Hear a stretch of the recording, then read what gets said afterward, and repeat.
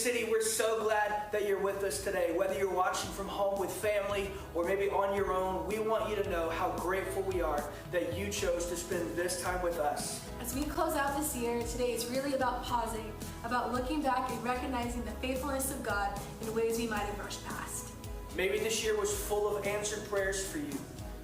Maybe it was full of waiting.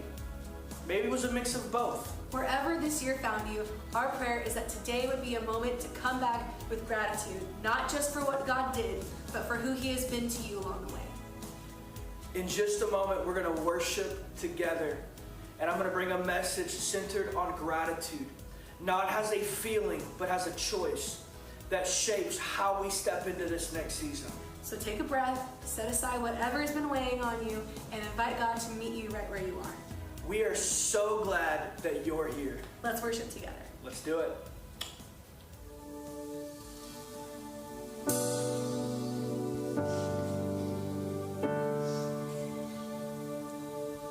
There was no way until you made one. Grace upon grace, hallelujah. Even though I don't deserve it, you did it. Even though I couldn't earn it, you give it. Who am I that you keep me on your mind, God? I'm just grateful for you. God, I'm just grateful for you. All my life, you've been right here by my side, God. I'm just grateful for you. God, I'm just grateful for you. Holy, holy, there's only one. I give you glory for all that you've done. Even though I don't deserve it, you did it. Ooh, even though I couldn't earn it, you give it. Who am I that you keep me on your mind, God? I'm just grateful for you. God, I'm just grateful for you. All my life, you've been right here by my side, God. I'm just grateful for you. God, I'm just grateful for you. Who am I? Who am I that you keep me on your mind, God? I'm just grateful for you. God, I'm just grateful for you. All my life, you've been right here by my side, God. I'm just grateful for you. God, I'm just grateful for you. Well, I'm grateful. You never failed me, Lord. And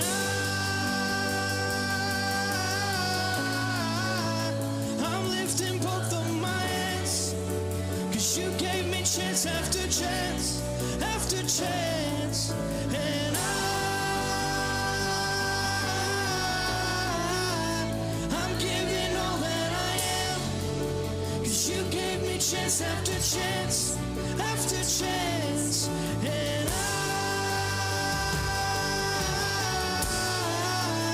I'm lifting both of my hands, 'cause you gave me chance after chance after chance. And I'm giving all that I am, 'cause you gave me chance after chance after chance. And who am I that you keep me on your mind, God? Just grateful for you. God, I'm just grateful for you. All my life, you've been right here by my side, God. I'm just grateful for you. God, I'm just grateful for you. Who am I? Who am I that you keep me on your mind, God. I'm just grateful for you. God, I'm just grateful for you. All my life, you've been right here by my side, God. I'm just grateful for you. God, I'm just grateful for you. I survived, and I'm here to testify, God. I'm just grateful for you. God, I'm just grateful for you. I'm alright. I'm alright. If they say I'm out of my mind, God, I'm just grateful for you. God, I'm just grateful for you.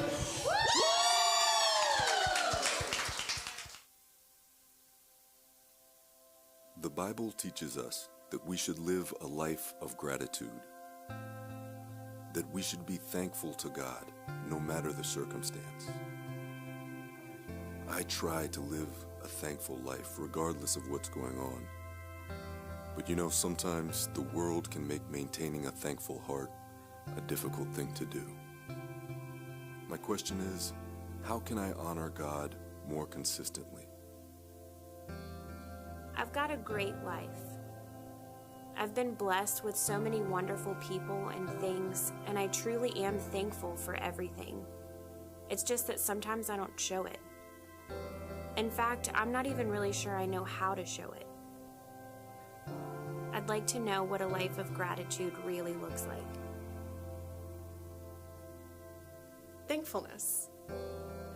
I usually feel too overwhelmed to tap into that.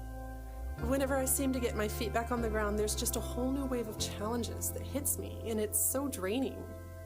Gratitude isn't really on my radar when it feels like things are falling apart. What I'm wondering is, how do I become grateful? To be honest, I probably complain more than I'm grateful. I just feel kind of bombarded by society, like it's consistently reminding me what I don't have. It's easy to get distracted and lose track of what I do have. So where do I start? I guess I start here. Lord, please teach me to respond to whatever I encounter, good and bad, from a place of gratitude towards you. Lord, I really do want to be grateful to you, but I don't know how. I need you to show me what it looks like. God, please help me. It's so hard to be thankful when I'm facing these challenges. I need you. God, can you help me recognize the good things in my life? Please, God, teach me how to live a life of gratitude.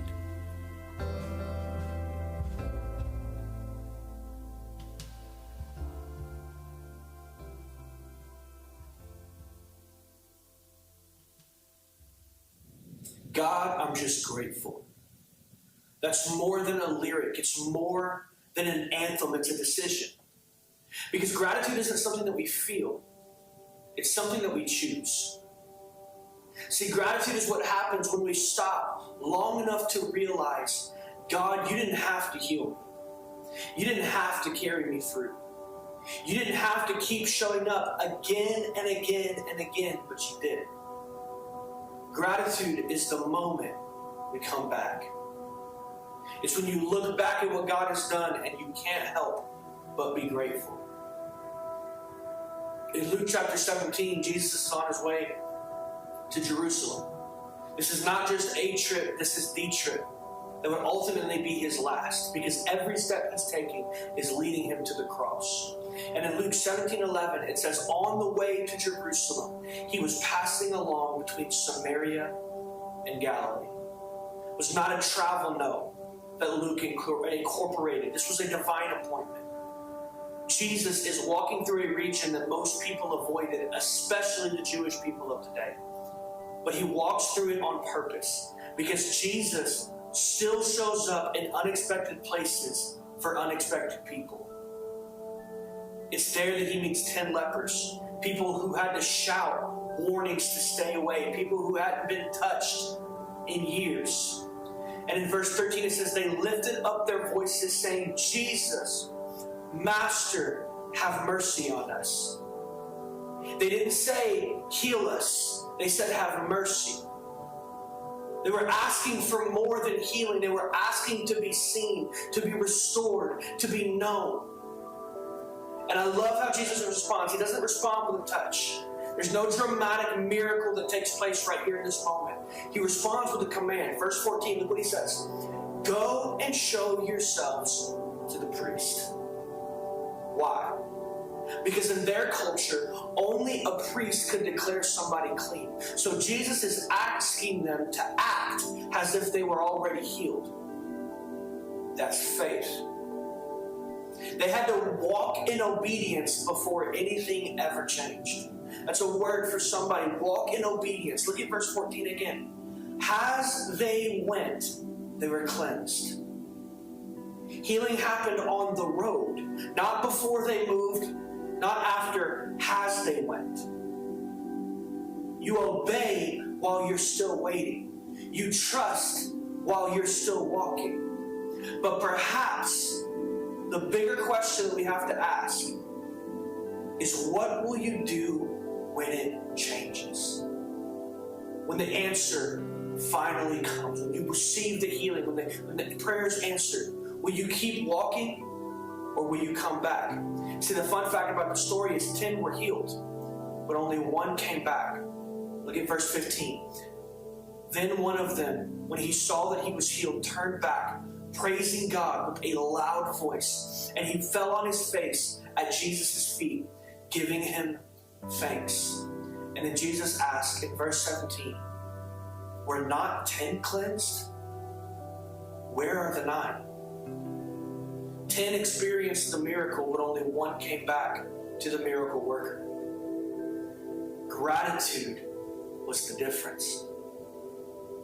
It wasn't the volume of his worship. It wasn't the eloquence of his words. It was the fact that he came back. Today, that's still what Jesus is looking for. People who come back. Not just to ask for more, because we can do that. We can fill this room and ask God for more. But to thank him for what he's already done. Because gratitude doesn't just have to look back. It moves us forward. It's not the end of something. It's the beginning of what's next. So before we ask God to do more going into 2026, let's pause and say thank you for what he did. For every prayer that he answered. For every door that he opened. For every quiet mercy that we didn't even notice. Gratitude is how we come back. It's how we mark the year behind us and prepare our hearts for what's ahead. So let me ask you, what has God done in your life this year? Maybe before we pray for what's next, we just need to come back and say, God, I'm just grateful. Right now, take a moment with your family around. Maybe even alone. And just breathe in some of the goodness of God. Come on, he's been faithful. Even in the moments that you didn't see it, he was working. And as this year comes to an end, let's come back with gratitude. For the prayers that he answered, for the strength that he gave, for the peace that he carried us through when we didn't even think we would make it. And as we step into a new year, we do it with hearts that remember. The same God who was faithful then will be faithful again. So let's pause one more time and say, God, I'm just grateful. Happy New Year, church. Let's carry gratitude into what's next. But before we wrap up, let's make this a celebration. Right now, wherever you are, let people know what you're grateful for. What did God do in your life in 2025? Drop it in the comments. I want to see it. I want to see what are you grateful for. Say it out loud. Celebrate it with your families, big or small, healing, provision, peace, strength, a breakthrough, a breath, whatever it is. Let's flood the chat with gratitude. And I want to go first because there's so much for us to be grateful for, especially as a church. I'm grateful for the 9 baptisms we celebrated this year. 9 people who said yes to Jesus, who stepped into new life. I'm grateful for the new faces that walked into our doors. Some that are brand new, some that we knew already, but people that God brought here on purpose. I'm thankful for this building. Y'all, in 2025, we got a building. God has blessed us beyond what I could imagine. God has been faithful, and this is our moment to praise Him for it. Let's fill this moment with joy. Let's give God the glory for what He's already done together. Because this is how we come back. This is how we end the year, with hearts full of thanks and faith for what's next.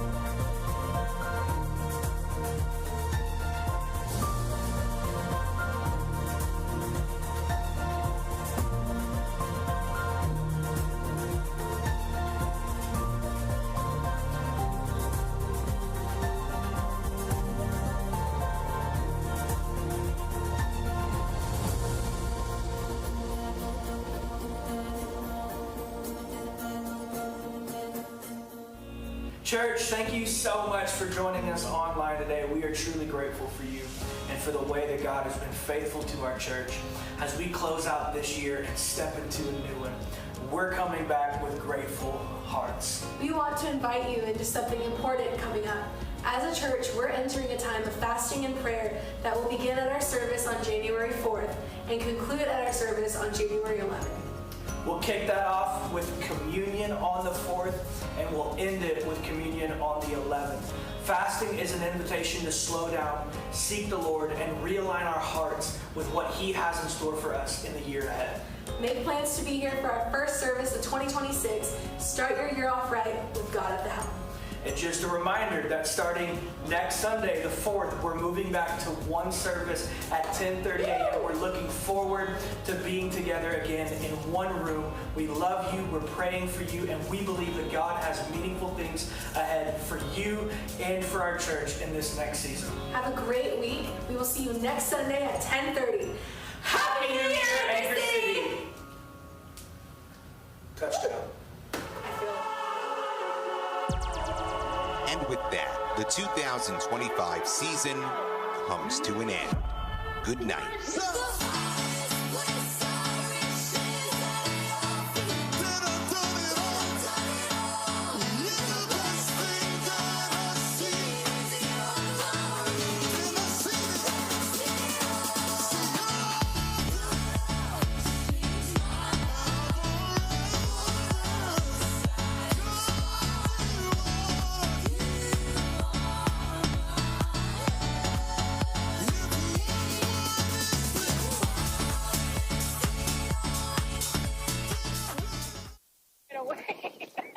Takes you away like up. Come to church.